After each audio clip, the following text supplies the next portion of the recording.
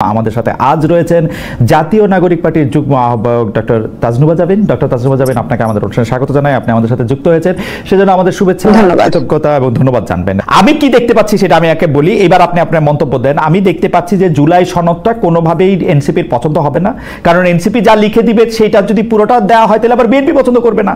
তখন বলা হবে যে জুলাই সনদ আমাদের পছন্দ হয় নাই, সুতরাং এখানে এখন নির্বাচন হবে না, গণভোট দাও, জাতীয় পরিষদ নির্বাচন দাও, এই দাও সেই দাও, জাতীয় নির্বাচন ছাড়া বাকি সব কিছু না। কারণ যেহেতু নাহিদ ইসলাম প্রধানমন্ত্রী হবেন না, সেহেতু নাহিদ ইসলাম অন্য কাউকে প্রধানমন্ত্রী হতে দিবেন না। আপনি বলেন না এই গণভোট দাও, গণপরিষদ দাও, এই সেই দাও, বাক্যটা এরকম না। আপনি গণভোট সরাসরি, এই যে আপনি আপনি যদি সরাসরি জিজ্ঞেস করেন যে আপনারা প্রধানমন্ত্রীর মেয়াদ 2 বছর 2 বারের বেশি চান কিনা জীবনে, ওনারা যদি বলেন গণভোটে যদি বলে যে হ্যাঁ চাই, তাহলে এটা হবে।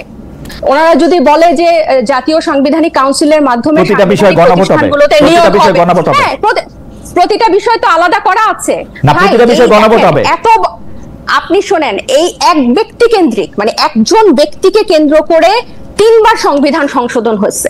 এত বড় একটা গণ অভ্যুত্থানের পরে কি আমরা সামান্য এই জিনিসটা করতে পারবো না? আচ্ছা, এটা একটা বলেন তো, এক ব্যক্তিকে কেন্দ্র করে কোথায় 3 বার সংবিধান সংশোধন হয়েছে? 6ষ্ঠ সংশোধনী হয়েছে। এই যে আব্দুল সাত্তার আলাদা ব্যক্তিকে কেন্দ্র করে 3টা সংশোধনী হয়েছে, এক ব্যক্তিকে কেন্দ্র করে 3টা হয় নাই। এক ব্যক্তি কেন্দ্রিক মানে 3টা। আচ্ছা, মানে একজন আমি বলছি যে এই এবং এই গণ অভ্যুত্থানটার পর আমি বলছি কেন যে এই গণভোটটাকে কেন আপনারা এটাকে একটা ঝামেলার বিষয় মনে করছেন, যে হে গণভোট, গণপরিষদ, হ্যান ত্যান, এই ব্যাপারটা কিন্তু অনেকটা হালকা হয়ে যায়। এই ব্যাপারটাকে যখন আপনি আমরা হালকা করতে চাই না, মানে আমি দেখতে পাচ্ছি খুবই ভারী, গণভোট খুবই ভারী, কিন্তু আমার কথা হচ্ছে রাজনৈতিক দলগুলো যখন একমত হবেন না, রাজনৈতিক দলগুলো, আমার এনসিপির এটা পছন্দ হবে না, বিএনপির ওটা পছন্দ হবে না, জামাতের এটা পছন্দ হবে না, গণ অধিকারের এটা পছন্দ হবে না, তাহলে এই রাষ্ট্রের মালিকানা তো শুধু এই গুটি কয়েক রাজনৈতিক দল না, এই রাষ্ট্রের মালিকা তো জনগণ। এই আমি যখন গণ অভ্যুত্থানে অংশ নেই, আমি তো কোনো রাজনৈতিক দলের হয়ে অংশ নেই নাই। যে সবজিওয়ালা মারা গেছে, রিয়া গোপের মা বাবা, আহাদের মা বাবা, এরা তো কোনো রাজনীতি করছে না। যে ভ্যান চালক, যে রংওয়ালা, কিন্তু সরকারের উপদেষ্টা হইছেন আপনারা আর ছাত্ররা, ভ্যানওয়ালা সবজিওয়ালারা তো নাই। কারণ এই ছাত্রদের গণ অভ্যুত্থানে, এবং শুনেন খালেদ ভাই, এই জিনিসটা হচ্ছে কথার পিঠে কথা বলার জন্য, গণ অভ্যুত্থানের নেতৃত্ব দানকারী ছাত্ররাই ওখানে উপদেষ্টা হিসেবে গেছে। এই আলোচনা, এই ডিবেট অনেক আগে শেষ। এবং আমরা যে সংবিধান, এই যে সিস্টেম পরিবর্তনের কথা বলছি বা গণতান্ত্রিক বলছি, ওই সবজিওয়ালা, ওই গার্মেন্টস এর মেয়ে যাতে একটা পথ সৃষ্টি হয়। আমি যে রাজনীতিতে আসবো, আমি একটা প্রিভিলেজ মনে করি নিজেকে, আমি একজন প্রিভিলেজ শহুরে মেয়ে হয়ে যে আমি রাজনীতিতে আসবো, এই পথ কিন্তু গত দশকগুলাতে আমি কখনো দেখি নাই। যদি নির্বাচনের তারিখটা আগে ঘোষণা হয়ে যায়, তাহলে সব মনোযোগ বা সবকিছু নির্বাচন কেন্দ্রিক হয়ে যাবে, সংস্কারটা ব্যাহত হবে। আর জুলাই সনদে এনসিপির পছন্দ মতো তো সবকিছু থাকবে না, এখানে সব পক্ষের পছন্দ মতো থাকবে। এটা কিন্তু আমাদের পছন্দ কখন হবে? আমরা যে মতগুলা দিয়েছি ওগুলো যদি সব পক্ষ মেনে নেয়, তাহলেই না এই ব্যাপারটা ঠিক হবে। আমি এই জায়গাটায় ডক্টর জাবিন, আমি অ্যাবসলিউটলি এই জায়গাটায় আসতে চাইতেছিলাম। এনসিপি মনে করে তাদের মত সব পক্ষ মেনে নেবে, তাই তো?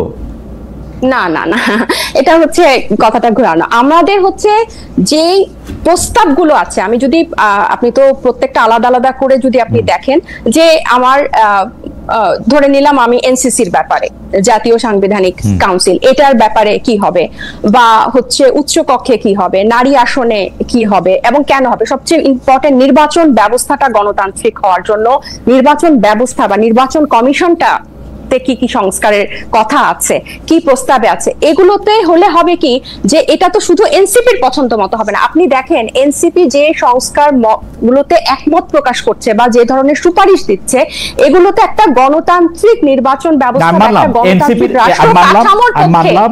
এটা তো আপনি প্রধান, এমন তো না যে প্রধানমন্ত্রী পরপর, নাহিদ ইসলাম পরপর 10 বছর, মানে 2 টার্মের বেশি নাহিদ ইসলামের ক্ষেত্রে এটা হবে না। নাহিদ ইসলামের ক্ষেত্রেও পরপর 2 টার্ম, কারণ নাহিদ ইসলামের পক্ষে এটা বলা সহজ, কারণ নাহিদ ইসলামের পক্ষে এটা বলা সহজ, কারণ নাহিদ ইসলাম প্রধানমন্ত্রী হবেন না, সেজন্য এটা বলা সহজ।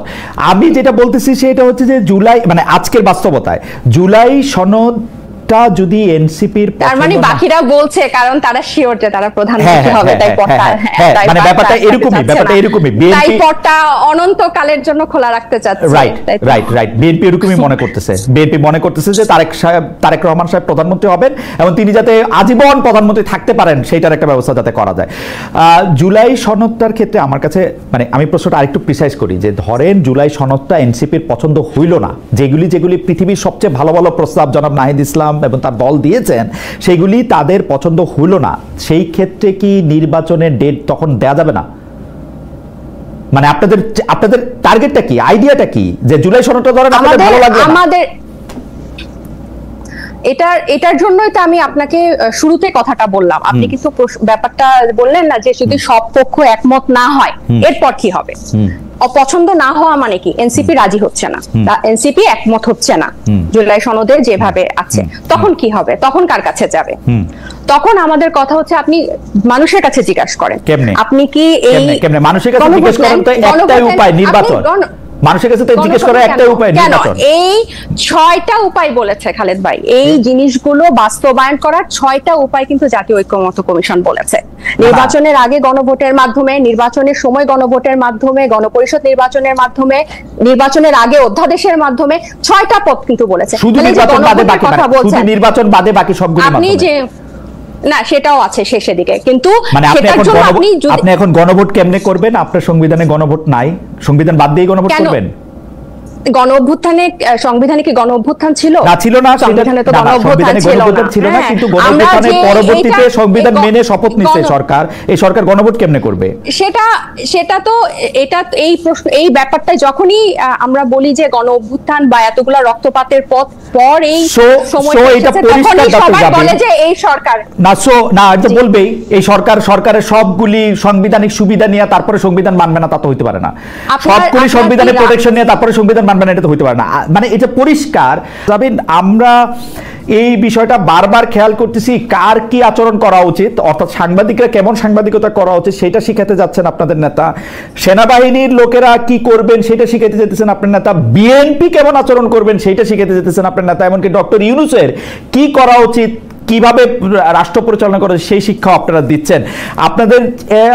আপনাদের মতামত দেখে মনে হচ্ছে যে মানে এভরিথিং আপনারা যেভাবে বলবেন সেভাবেই আসলে পরবর্তীতে সব রাষ্ট্রের সিদ্ধান্ত দিতে হবে। এইটা আপনারা আসলে দলগতভাবে খুব মনে করেন কিনা? আর আমি আপনাকে ছোট দুই একটা জিনিস একটু মনে করে দিতে চাই, আপনি যদি একসাথে একটু বলেন। এর আগের বার যখন আমার সাথে এনসিপি নেতা নেত্রীদের দেখা হয়েছিল এবং যখন আপনিও এই কথা বলেছিলেন যে আপনারা আসলে এটাকে আপনাদের আয় ব্যয়ের হিসাব, আপনারা কিভাবে দলটি পরিচালনা করবেন, অর্থনৈতিক কাঠামো কি হবে সেটি আপনারা বলবেন। আমি একটু ছোট করে যোগ করতে চাই, আপনি এটি দিয়েই শুরু করতে পারেন যে আপনারা কি দল থেকে কোনো বেতন নিচ্ছেন? ইয়ার হোল টাইমারদের মতো কমিউনিস্ট পার্টির হোল টাইমাররা যেমন বেতন নিতেন এখান থেকে, এনসিপি নাহিদ ইসলাম কি আহ্বায়ক হিসাবে কোনো বেতন পান? যদি না পান তাইলে এখন তার পেশাটা কি আসলে? আপনার কাছে একটু যেতে চাই। আচ্ছা, শুরু থেকেই শুরু করি, যেহেতু শুরুর প্রশ্নগুলো একটু ওই আগের আলোচনার সাথে প্রাসঙ্গিক ছিল। আসলে সাংবাদিক বা বিএনপি বা অন্য কাউকে শিখানোর মতো ওরকম আমার মনে হয় না এটা করছে। আমরা বিভিন্ন ঘটনার প্রেক্ষিতে হয়তো বক্তব্য রাখতে গিয়ে এটা বলছি। আপনি নিশ্চয়ই লক্ষ্য করে থাকবেন আমাদের প্রত্যেকটা সদস্যের বিরুদ্ধে, নেতার বিরুদ্ধে কিন্তু খুব সিস্টেমেটিক্যালি খুব মিথ্যাচার হচ্ছে এবং প্রত্যেকটারই কিন্তু জবাব দিতে হচ্ছে। কেউ কোথাও একটা কৈফিয়ত দিতে হচ্ছে, সেটা নিয়েও একটা বিতর্ক হচ্ছে। কারো বাবার বাসায় 1200 বস্তা চাল পাওয়া গেছে, সেটাও একটা মিথ্যা ইয়া হচ্ছে। এবং সত্য তো কিছু আছে না, এটা যেটা সত্য হচ্ছে সেটা কিন্তু মানে যদি প্রমাণের ভিত্তিতে করা হয়, আমাদের যেহেতু শৃঙ্খলা কমিটি আছে এবং আমি আপনাকে দায়িত্ব নিয়ে বলতে পারি, আমি যেহেতু ওই কমিটির একজন সদস্য, এমন অনেক অভিযোগ আমরা তদন্ত করছি যেটা আসলে মিডিয়াতে আসছে না। কিন্তু আমি ব্যক্তিগতভাবে খুব হ্যাপি যে এরকম একটা নতুন দল এই ধরনের কমপ্লেইনকে আমলে নিয়ে সেটার ব্যবস্থা করছে। সো ওইটা আসলে একটা দিক, আমরা কিন্তু প্রত্যেকটাই অ্যাড্রেস করছি। এবং কিন্তু যেটা আমাদের ইভেন হান্নান মাসুদ কিন্তু ভুল স্বীকার করে প্রকাশ্যে ক্ষমাও চেয়েছে। তো এরকম দৃষ্টান্ত আমরা স্থাপন করার চেষ্টা করছি। এখন বাকিটা তো পরেরটা তো পরে জানা যাবে। কিন্তু যেগুলো সত্য না, যেগুলো সত্য সত্য না, সেটা মানে যেগুলো মিথ্যাচার, সেগুলো আমরা বলতে গিয়ে আরেকটা যেটা হয় যে আমি যদিও এই এখানে নতুন, মানে যেটা হয় যে একটা বক্তব্য দেওয়ার পর আগে পিছে এডিট করে যেটা দিয়ে টুইস্ট হবে, যেটা দিয়ে বিভাজন হবে, যেটা দিয়ে বিতর্ক হবে, অহেতুক মূল জায়গা থেকে ফোকাস থেকে সরে গিয়ে ওসব বিষয় দেখা যায় যে পেপার পত্রিকায় বা ফটো কার্ডে বা সোশ্যাল মিডিয়াতে আসছে। তো এইটাতে আমরা যেহেতু নতুন, আমাদেরকে ওগুলোতে এত বেশি এঙ্গেজ হতে হয়, আপনি ভিউ বলেন বা ওইদিকেই আপনার সাথে এই ব্যাপারে নিশ্চয়ই আমার মানে ইনফরমেশন দিয়ে নিশ্চয়ই আপনার সাথে আমার আর্গু করতে হবে না যে আমার কাছে মনে হয় যে জনাব আসিফ মাহমুদ সজীব ভুঁইয়ার যে এপিএস এর ইয়ার করা হলো সেই ক্ষেত্রে এনসিপির কি অবস্থান ছিল, আমার কাছে নিশ্চয়ই এটা বলতে হবে না যে অন্যান্য জায়গায় যে স্পষ্টভাবে বোঝা যেতেছে যে কোন জায়গা থেকে এনসিপি কোথায় বাড়ি ভাড়া দিয়ে অফিস করতেছে, কেন উপদেষ্টাদের সুরে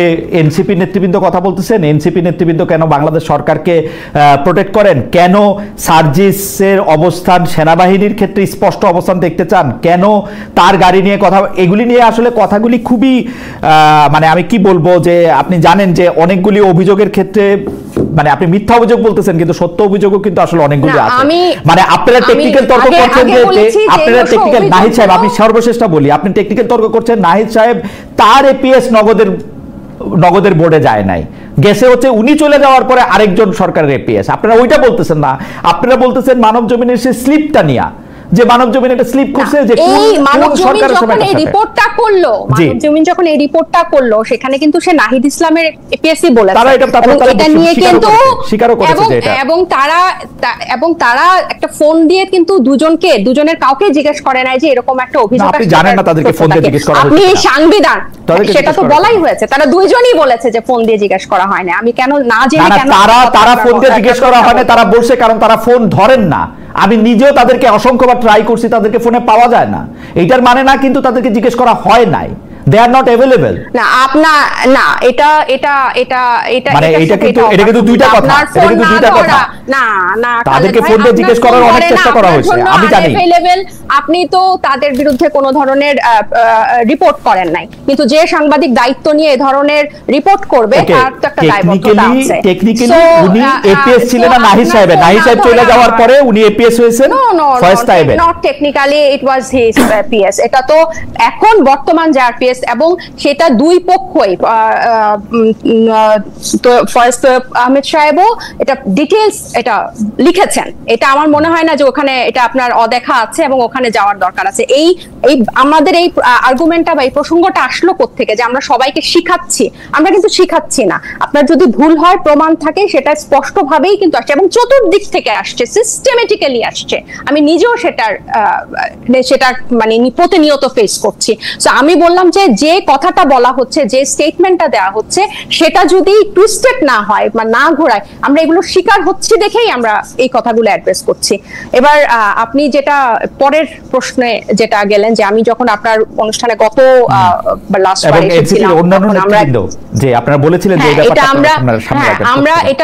এটা আমরা রেগুলার বলছি, এটা অস্বীকার করার উপায় না, যেটা আমাদের যথেষ্ট দেরি হয়ে গেছে, অনেক দেরি হয়েছে। এবং যেহেতু প্রতিদিন দলে এগুলো নিয়ে কথা হচ্ছে, মিটিং এ থাকছি, সো এটা আমি বুঝি যে এটা কতটা একটা জটিল প্রক্রিয়া একটা নতুন দলের জন্য। কারণ এই গঠনতন্ত্র বা ফিনান্সিয়াল পলিসি এটা কিন্তু মানে বেসিক, এটা একদিন দুই দিনের জন্য না, এটা কিন্তু পুরো দীর্ঘমেয়াদী একটা ব্যাপার হবে। এবং এই ক্রাউড ফান্ডিং এর মাধ্যমে যে আমাদের ফিনান্সিয়াল পলিসি এবং এটা ট্রান্সপারেন্ট ওপেন করা একটা ওয়েবসাইটের মাধ্যমে এগুলোর ড্রব্যাক গুলো নিয়ে কাজ করাটা, আমি এটা অস্বীকার করবো না যে এটা একটা দীর্ঘসূত্রিতার মধ্যে পড়েছে, কিন্তু দেরিটা আসলে আমি বলবো যে এটা টেকনিক্যাল। কারণ গতকালও আমি সারাদিন হচ্ছে পার্টি অফিসে ছিলাম, এবং টেকনিক্যাল এই কারণে বলবো যেহেতু আমাদের 217 জন সেন্ট্রাল মেম্বার বা আপনি বলেন 200টা পরিবার থেকে উঠে এসেছে, 200টা ফ্যাক্টর থেকে উঠে এসেছে, এবং আমাদের জেনারেল বডির সবার মতামত এটাতে অনেক বড় একটা প্রাধান্য রাখে।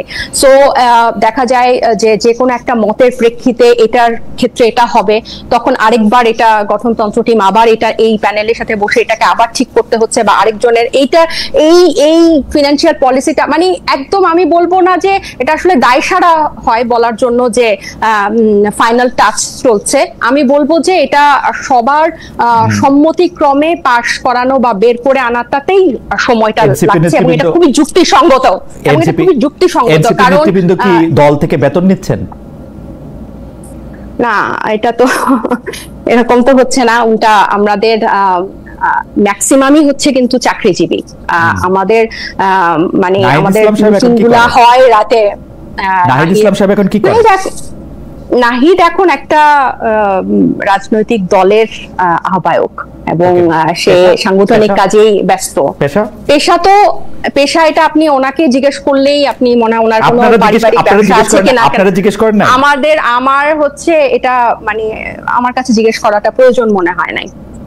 আপনাদের যদি জানতে মানে সে এখন সাংগঠনিক কাজে ব্যস্ত, তার একটা বড় দায়িত্বশীল পদে সে আছে এবং পুরো একটা নতুন রাজনৈতিক দলকে করা, আমাদের নিবন্ধন আছে সামনে, গঠনতন্ত্র আছে, পাশাপাশি এই যে সংস্কার কমিশনের এই জিনিসগুলো চলছে, এগুলো আমরা তাকে দিচ্ছি না, আমরা দলকে তো দিচ্ছি। আমরা যেভাবে পাচ্ছি তাদেরকে কিন্তু দলকে দিচ্ছি। যে আপনারা আমরা তো চলছে, আমরা এটা উনি কিভাবে চলবে, এটা উনি আছে, ওনার পরিবার আছে, এটা সম্পূর্ণভাবে তার ব্যক্তিগত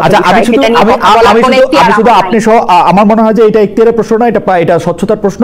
আমি একটু দর্শকদের জানা রাখি, আমি কিন্তু এই প্রশ্ন যে কোনো রাজনীতিবিদকে পাই, তার দলকে পাই, আমি কিন্তু এই প্রশ্ন সবসময় করে থাকি, কনসিস্টেন্টলি করি।